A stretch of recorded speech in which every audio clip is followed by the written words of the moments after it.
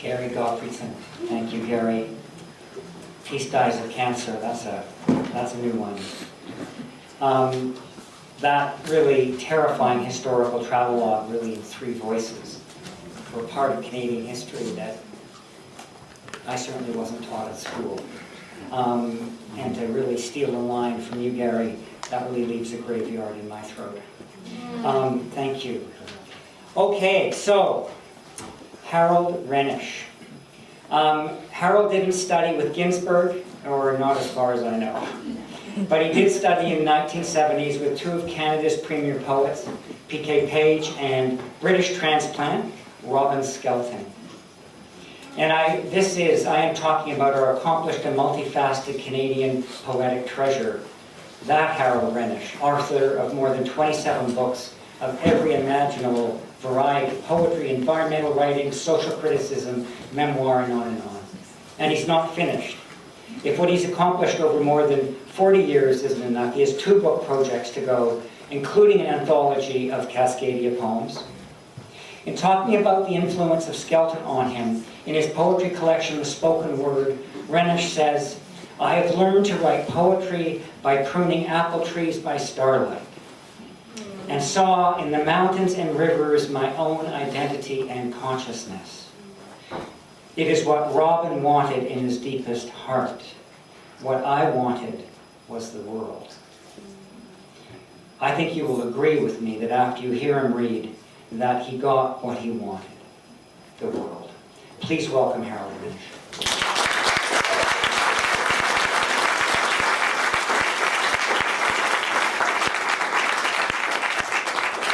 Thank you.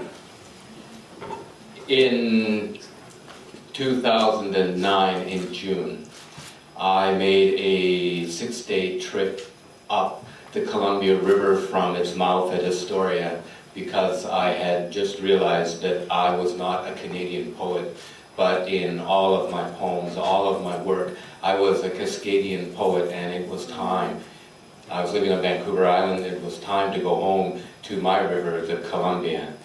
I picked up Coyote at the steamboat slough, and he rode in the passenger seat beside me, giving me his own kind of advice. At the mission outside of Pendleton, he fled out of the car and went yipping out in the grass, and I realized the seat beside me was empty. And I realized that my poetic ancestor, Ezra Pound, who was born not that far away in Haley, Idaho, and claimed to be a man of the Northwest, but went to Europe instead and tried to stop the Second World War by broadcasting over Radio Rome to tell the GIs to go home, while on Ezra's watch the Columbia was dammed, Hanford was built in the middle of the Northwest, in the middle of Cascadia, and I got to thinking, what if Ezra was beside me on this trip, and we were doing it together, and that he had gone to the right place and come home. This is a song. There are some words in Chinook. It's called Prodigal Son. Hang it all, Ezra. Where were you who claimed to be talking to the people?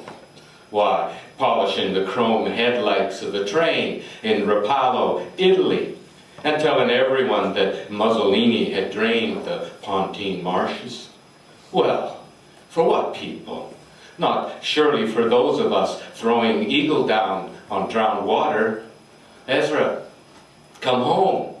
We need you, you poor, blind, stuttering Odysseus and your paraffin candles. Was your greatest privation of war, your second, really the need to turn on the Edison for the first time in 43? You poor, dumb bastard, stop chattering to the GIs about social credit and usury, international Jewry, and the poetry of E.E. Cummings on Radio Rome. Only the FBI is listening, and they have no sense of proportion. Come home, Ezra, and dance with the spinsters of Astoria at the end of breeding, in their big mahogany-lined house with its rose bowers gifted to Artemis. Commit this last indiscretion. Spend your winter season for once drinking shots of absinthe with its ladies' flavel on Nob Hill, where they love to overwinter away from the rain's rack and the bar's drownings. That old dog lying on your lintel is Coyote, not Virgil. You were led astray in Europa. This is the sea's end. Let me be Dante to your Whitman and Bernard to the endless strumming of Dowland to your Anglican hymnal. Shatter me with your barbarian yop, you old yeller. Walk with me as the trains scream through the Dalles at midnight. Bare steel on bare steel. And no kid anymore, easing its way with a penny, picked up again in the morning like a ceremonial Tlingit copper thrown into the tide's nightmare. It is the Columbia dams that are your Doge's palace, not Machiavelli. Ezra, the headwaters are calling. Put on your red coat with the moon-hammered silver and the hooked jaw and the hump, and come home to poor, drowned Celilo, where the makeshift spearfishing decks stare down the concrete wall. I honor your devotion to the eternal salvation of another 10 bars of the exquisite and virtuoso birdsong of Antonio Vivaldi that he wrote for a flock of orphan girls to play in Venezia back when music was first becoming a language. For more than the dance of fingers on ivory with ivory fingers, and that you staged for the fascists and other American exiles in Rapallo. I am in your eternal debt, mon frère, as your bones dissolve in the funereal tides of Saint Michel, for the little past that remains to me, mon semblable.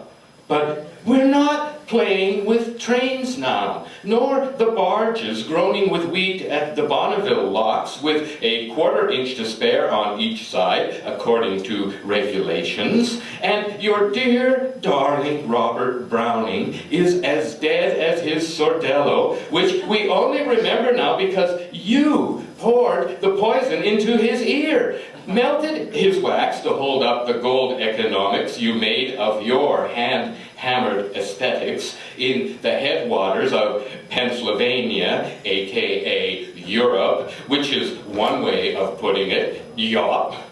Ezra, stop your after-dinner indigestion and come home to the Klickitat, the Willamette, the Kootenai, the Blueberry, and the Ashnola.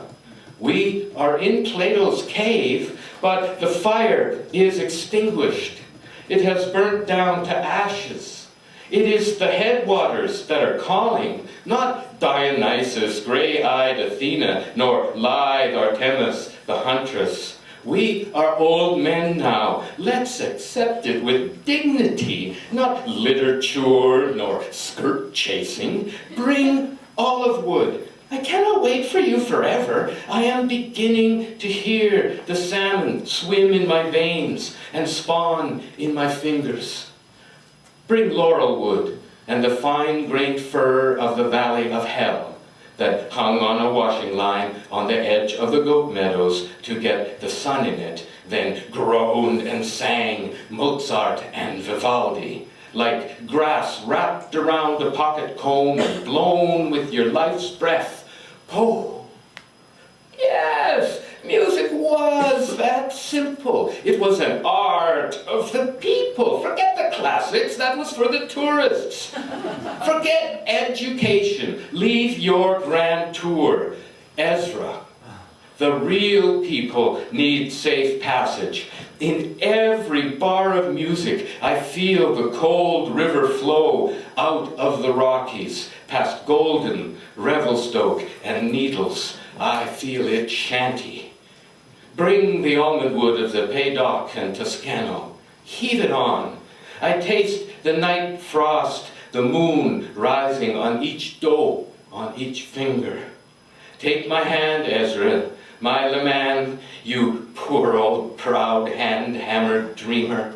Join in the work now, the real work, as Gary put it from his bathhouse, of saying the name, Turtle Island, of moving into this salt-locked earth ship, of playing this dulcimer, of coming back, of settling, of keeping what is useful, selling the rest, and staying in Calypso. Brother, come home. Bring the pear wood that is all that is left of the Garden of Eden, and burn it without fussiness. Warm your hands. Come home to us. Share a cup of coffee boiled in a blue enamel pot and settled with drops shaken off the fingertips of the glistening rain that is always falling. And then watch the star people run like Appaloosas across the blue-bunched wheatgrass, high up there above Roosevelt, until they clamber up the star road, until they go to milk. Ezra, drink it down. We are going home. It is with our hands, not with our tsum, that we worship, not with our books, but with our wawa, not with your Albigensian literature, but with our manner of speaking. The rivers are low that were once clipped, once deep with runoff, as eggs lie under gravel and ravens tear at the red bodies of the last silver people at the end of wisdom. Let us make peace. Let us tiki. Let us make wholeness. Let us go back to the water. Let us go back to the fly and the leader, to the line of the wrist in the cast, and the other line where the rod pours down through the body into the rock. The light fans at the head of the current for what comes down from upriver. Rise to catch the sun's thread and its feathers and the moon's hook. Leave Walt to his irrigated Gulf greens. Put down the Zauder's superior blackface makeup, water removable, velvety smooth. Use no cold cream. Just put it down. We are not dancing that dance no more, with those processed women operating the hot, helium-cooled pile of the experimental fast flux reactor at Hanford. Surely you can accept that you are done with roaming. Forget Saint-Trophime. Damselflies rise out of rivers and dance blue on the grass heads. Forget Clailly and Blanzac, the round towers sheltered and flanked by poplars.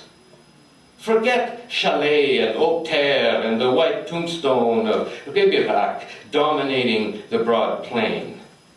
The sky has fallen to the earth and tosses the first word of the world as a sword. The world is going back to the water. It is cleaving itself asunder. Do not be in Marois and Périgueux tonight. It is 1912. No longer. I am walking the star road on the long way home with the crickets of a July evening above Tucklenuit, the burrowing owls of Inkmeep, and the long memories of the dwarf shrews of Nighthawk. Breath cannot be denied. Hope cannot be forsaken. Ezra, Shanty.